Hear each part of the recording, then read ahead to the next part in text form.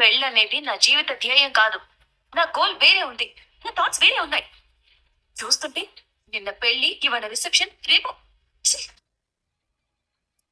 ఎక్కడ ఊపిసిలా ఉన్నారు. ఒక్క ఆధార్ కార్డ్ నా జీవితమే మార్చేస్తుందని తెలిస్తే చచ్చేదొక వెళ్ళు వేలాడేసుకుని తిరిగేదాన్ని. ఆ ఆధార్ కార్డ్ లేక హాస్టల్లో చేరే అవకాశం లేక గత్యంతరం లేక మీతో కలిసి వచ్చాను. రావడమే పాముల మీద పాములు పేయించారు. బాజా భజంత్రిని వేసుకుని ఊరేగింపుగా తీసుకొచ్చారు. నన్ను మీ పర్మనెంట్ పెళ్ళంగా మార్చారు. ఏ పరిస్థితుల్లో ఈ పెళ్లి జరిగిందో మీకు తెలుసు, నాకు తెలుసు. కానీ మా వాళ్ళకేం తెలుసు? అమాయకంగా నమ్మారు, ఆనందంగా ఏర్పాట్లు చేస్తున్నారు. ఇంట్లో వాళ్ళ తప్పు ఉందంటారా? మీరు నన్ను కన్విన్స్ చేయాలని చూస్తారేంటి? పప్పు కిలో బియ్యంలో రాగిని ఏరినట్టు ఏరుకుంటూ కూర్చున్నావా? ఈలోగా అన్నం వండేసి అందరికీ పెళ్లి భోజనం పెట్టేస్తారు. ఒక్క మాట మనకి చెప్పారా?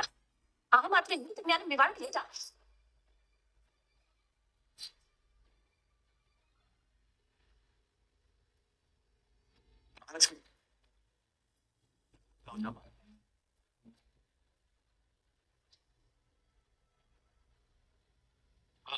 అలానే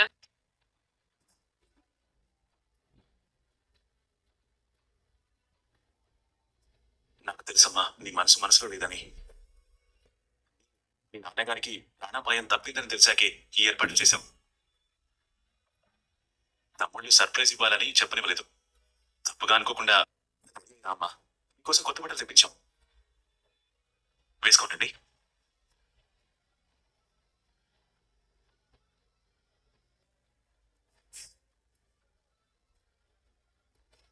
అయ్యో, ఏ కల్మషం తెలియని ఇలాంటి మంచి మనిషిని నోరు జారి ఓ మాట అనేలా చేశాను. నీకు సంస్కారం పోతుంది కలిగిన వల్ల కాదండి. నేను ఎవరిని మోసం, ముఖ్యంగా మీ అన్నయ్యని. చిన్నప్పుడు మా అమ్మమ్మ ఇంట్లో నాకు ఒక మావయ్య ఉండేవాడు. మా అమ్మ కన్నా పెద్దవాడు. పలకడం రాని వయసు నుంచే పేరు అని పిలవడం అలవాటైంది. నన్ను ప్రాణంగా చూసుకునేవాడు. నేను మావయ్య ప్రేమగా ఉండేదాన్ని. ఇప్పుడు లేను. కానీ ఆయన చూపించిన ఆత్మీయత ఇంకా నా మనసులో అలాగే ఉంది. అదే ఆత్మీయత ఇన్నాళ్ళకి మీ అన్నయ్య చూశాను. గొప్ప మనిషిని ఇంకా మభ్య పెట్టి భ్రమలో పెట్టి చెప్పండి. నాకు మా అన్నయ్య ఆరాటం, ఆనందం చూస్తుంటే మనసులో పక్క ముళ్ళిలా గుచ్చుకుంటూనే ఉందండి. ఇప్పుడు ఏమీ చేయలేని పరిస్థితి కదా అని ఆలోచిస్తున్నాను. అయితే ఇప్పుడు ఏమంటారు? నేను మా వాళ్ళకి ఇప్పుడు నిజం చెప్పినా దాన్ని వాళ్ళు ఎలా తీసుకున్నా వచ్చి మీకు ఇస్తాం.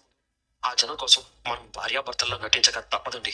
లేదంటే అందరి ముందు మా అన్నయ్య పరువు పోతుంది. తెల్లవారితే మా కుటుంబాన్ని చూసి చేస్తాను. మేమందరం అందరి ముందు నవ్వులు పాలైపోతాం.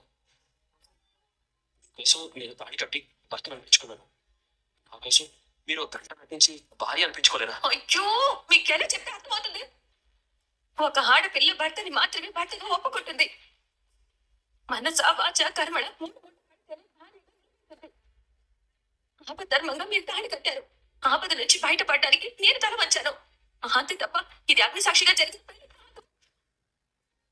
ఒక మగవాడి పక్కన ఒక అమ్మాయి భార్యగా నిలబట్టమే తప్పు. అందరి దృష్టిలో శాశ్వతంగా ఒక భార్యగా ముద్రపడ్డం నా వల్ల కాదండి. నా వల్ల కాదు. మీకు వెళ్ళి చెప్తారా? నేనే వెళ్ళి అందరికి చెప్పనా?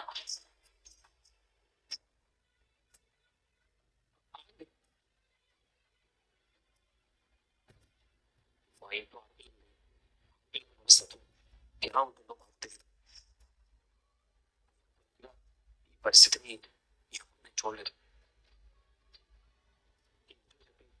ఈ జనాలకి చిన్న పెట్టుకున్నా నాకు పర్వాలేదు. జీవించుకోలేదు. చెప్పి చూస్తాను. ఈ ఫంక్షన్ ఆపేయమని అడుగుతాను. మీరు ప్రశాంతంగా ఉండండి. వెనకనే లొట్టలేసుకుంటూ వచ్చారా? ఇదో పెళ్ళా, ఇదో ఫంక్షనా? ఇది జరుగుతుందని అనుకుంటున్నారా? జరుగుతుందని అంటున్నారు తయారు. వాళ్ళ భ్రమ. విన్నానా? విన్నానా? అదే ఎంతసేపు మీరు వచ్చి? నేను రావడం నిజంగా మాకు చాలా సంతోషంగా ఉంది. మేము చుట్టం చూపుగా వచ్చామనుకున్నావా? ఇంతటి బిర్యానీ మేము చేసుకోలేకనా? ఇలాంటి పనికి మనోళ్ళలాగా సిగ్గు లేకుండా వచ్చావు అనుకుంటున్నావా? మీ ఇంట్లో హత్యలు, చావులు, లేచిపోవడాలు, తాగి తందనలాటాలు, తన్నుకు చావడాలు తప్ప నా లెక్క ప్రకారం శుభకార్యాలు జరగనే జరగవు. ఆడవాళ్ళు చూసి పగలబడి నవ్వాలని వచ్చాం. ఏంటి ఫంక్షన్ జరుగుతుందని అనుకుంటున్నావా? అలా మాట్లాడకదా. సుకుమాని తమ్ముడు పెళ్లి చేసుకుని వచ్చాడు. నీ చేతితో ఆశీర్వదించాడు. పంపిస్తాను. వెళ్ళి కూర్చున్నావా?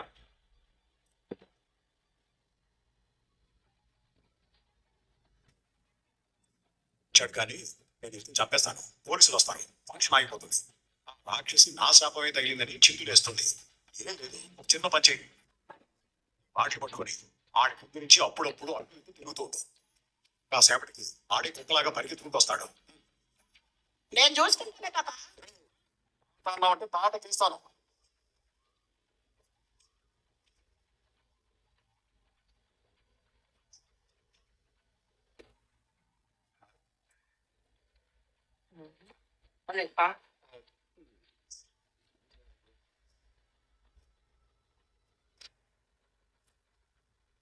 ఏయ్, ఏంటి ఇంకా ఇలాగే ఉన్నావు? మనం పిలిచిన వాళ్ళందరూ వచ్చారా? ఆఖరికి అత్త పెదనాన్న కూడా వచ్చారు. స్టేజ్ ఎక్కుతాను.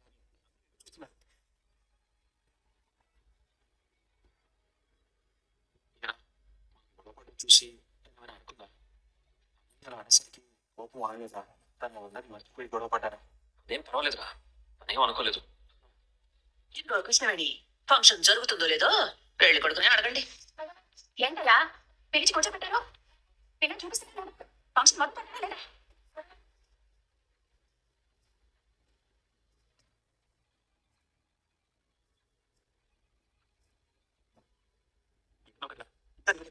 అమ్మాయికి వెళ్ళి పర్లేదన్నయ్య, స్నానం చేసే వచ్చింది. సరే అయితే నువ్వు వెళ్ళి వెళ్ళిపో. సాన్ చేయరా. చక్రి వాష్రూమ్ లోపలికి వెళ్ళి ఈ విషయం ఎలా చెప్పాలి, ఇప్పుడు వీళ్ళు చెప్తే ఏమైపోతారు, అన్నయ్య ఏమైపోతాడు, తమ్ముడు ఏమైపోతాడు, నలుగురిలో కుటుంబం ఏమైపోతుంది అని బాధపడుతూ అటు మహాలక్ష్మికి చెప్పుకోలేక ఇక్కడ చెప్పుకోలేక బాధపడుతున్నాడు. ఏమైందా? ఏం కాలేదు. ఎందుకు రాలేదు? తెలియదు. తను కూడా చూసింది కదా. చూసింది. నాకు కదా అక్కడ కొద్దిగా కూర్చొని మనల్ని చూస్తున్నాయి.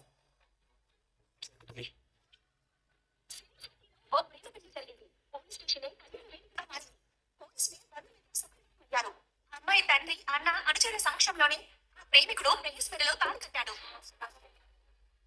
అన్నా ఏంటది? చూడాల్సిన వాళ్ళంతా చూసినట్టే కదా.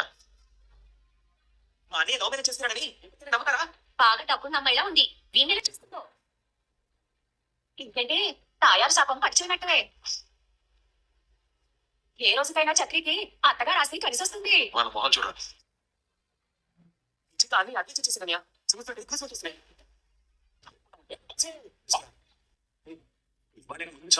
ఇంటి ముందు యమపట్టులాగా ఇద్దరు నిలుపుతున్నారు. శుభకార్యం ఎలా జరుగుతుందో చూద్దామని వచ్చారు. ఆగిపోతుందని అంటున్నారు. పెళ్లి మోహన్ పెళ్లి పని లేదండి. లైన్ చేసి వచ్చారు కదా, ఇద్దరు అలసిపోయారు. ఈ పాటికి ఇద్దరు స్టేజ్ మీద ఉండాలి. ఏంటో నువ్వు నన్ను పెళ్లి చేసుకుని ఉంటే ఇలాంటివన్నీ దగ్గరుండి చూసుకునేదాన్ని కదా బావా. వాళ్ళకి వచ్చేదాకా తెలియదులే. సరే పెళ్లి కూతురు ఎక్కడా? ఆ గదిలో ఉంది. సాయం చేస్తావా? నేనున్నాను కదా, కాబోయే తోటి కొడల్ని. తోటి పెళ్లి కూతురులా పక్కనే ఉంటా.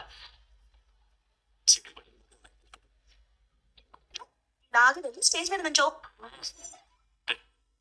ఏది జరిగినా ఏది జరగకపోయినా తన చేతిలో నుంచి జారి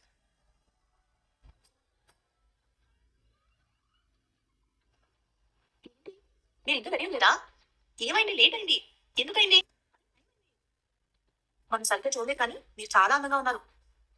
ఈ వీధిలో ఇక నుంచి ఇద్దరు అందమైన అమ్మాయిలు ఉంటారు. ఒకరు మీరు, ఒకరు నేను.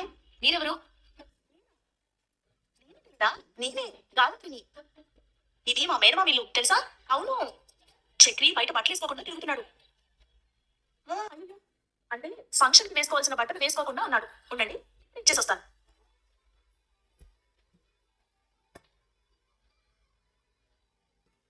బాగుంది నీ భార్య. చీర కట్టుకోవడమే రాదనుకుంటా. ఇంకా అలాగే కూర్చునుంది. నేను రెడీ చేసి తీసుకొస్తాను. ఈ లోపు నువ్వు ఇది వేసుకుని రెడీ ఉంది.